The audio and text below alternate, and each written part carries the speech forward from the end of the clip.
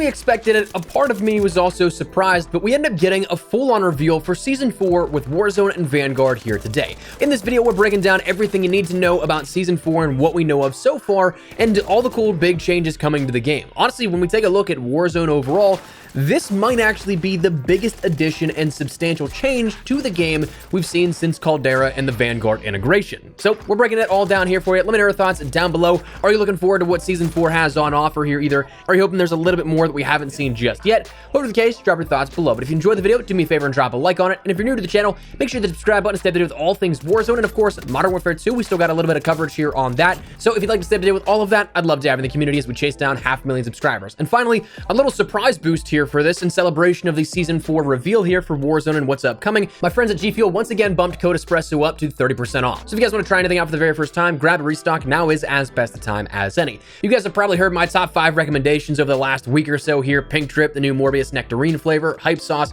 Strawberry Banana, and Starfruit. Can't go wrong with any of those, but if you're interested, check the link in the description below. That's it, let's talk about Season 4 and what is upcoming. Let's take a look first at our roadmap here, our stuff at a glance, because we see stuff for Warzone, Vanguard, as well as additional things in terms of weaponry, operators, and more. For Warzone, we of course have that brand new Resurgence-based map that we've been seeing teased the last couple of days here, that being Fortune's Keep, offering up a whole host of new points of interest. I'm really excited to see how this plays out. I'm very curious to see what it will be in comparison to Rebirth, how people like it, how it flows, all sorts of aspects like that. We see Caldera is going to get a major update. We have Storage Town as a new POI, micro POIs popping up around the map, new mercenary vaults, and of course reduced vegetation. We'll touch on all of these in a bit, but we also end up seeing new features like the armored SUV in season, the portable redeploy in season, ATMs, the black market run contract, EMP grenade, and the cash extraction, with new modes of Fortune's Keep Resurgence, of course being that Fortune's Keep new map, Golden Plunder, Titanium Trials Endurance, and Rebirth of the Dead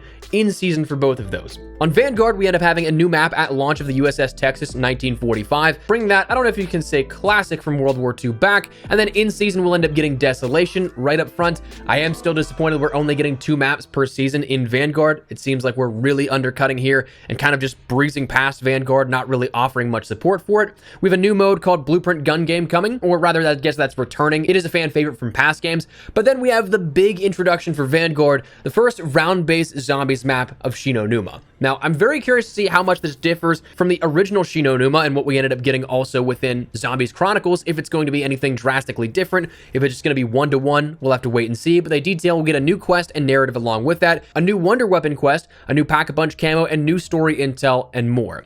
Then for our operators, we have Butcher and his merry band of Hendry, and I'm probably going to mispronounce this, Holloway. We have the new weapons of the Marco 5, the UGM 8, the Push Dagger, and the Vargo S in season. So that is your sort of stuff at a glance here. You have new bundles. Don't really care too much to talk about those. But let's break this down a little bit further. Like we said, Warzone looks to be a huge offering here in terms of new content, but also adjustments to existing content. This probably being the biggest update to Warzone that we've seen, no exaggeration, since the introduction of Caldera and the integration we had with Vanguard. Now, maybe it is even more than that, but right now I think the fair assumption is the last sort of large checkpoint integration. For this, we of course have our brand new Fortune's Keep map. We end up getting some new looks at that, some new screenshots, and what's awesome about this though, as much as I am excited to check out a brand new map, see how it plays, how it flows, all the new points of interest, all the new locations to drop in, for those that really weren't too fond of leaving Rebirth Island, good news.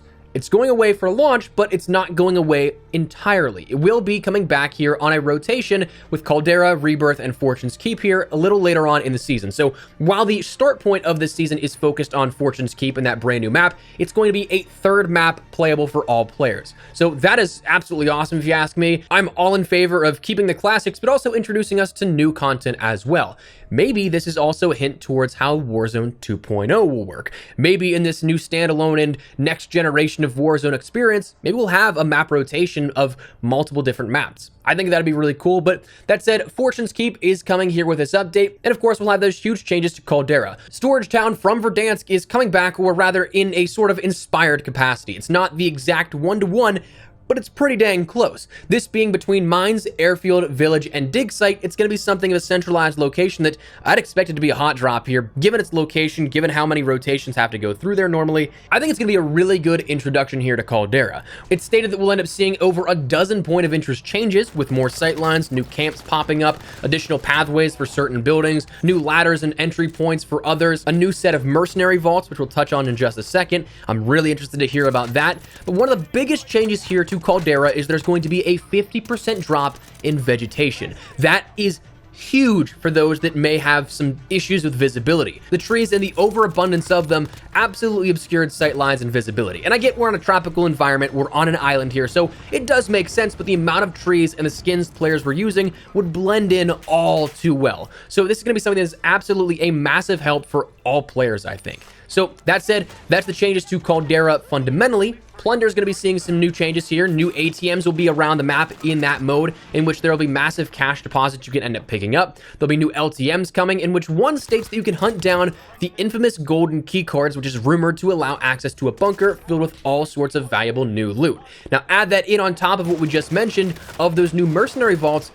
I kind of think we might be seeing another Easter egg here at this. And it was already mentioned by, I think it might have been Ted Timmons over on Twitter, that we will probably be seeing another Easter egg here in Fortune's Keep as well. So a lot of stuff here that we may be able to unlock, earn, and just do in-game to unlock some either story stuff or new items overall. Continuing on with Warzone and sort of rounding it out here in terms of what's immediately on offer, the Mercenaries of Fortune seasonal event will be coming as well. As we normally see with seasonal introductions, we do have that event, this including 8 challenges with rewards overall that will grant you a golden skin for the new armored SUV coming. Kind of bummed that's not a weapon blueprint though, to be honest with you. Doesn't really give me a whole ton to go off of. I don't really care too much about the cosmetics of vehicles in Warzone, but anyways, outside of that, EMP grenades will be coming, and then later on in the season, we'll end up seeing some new game modes and features coming. Though I'm very curious what they're doing with Rebirth once it returns, because it states there are strange rumors concerning an undead surge and the ultimate test for operators coming online.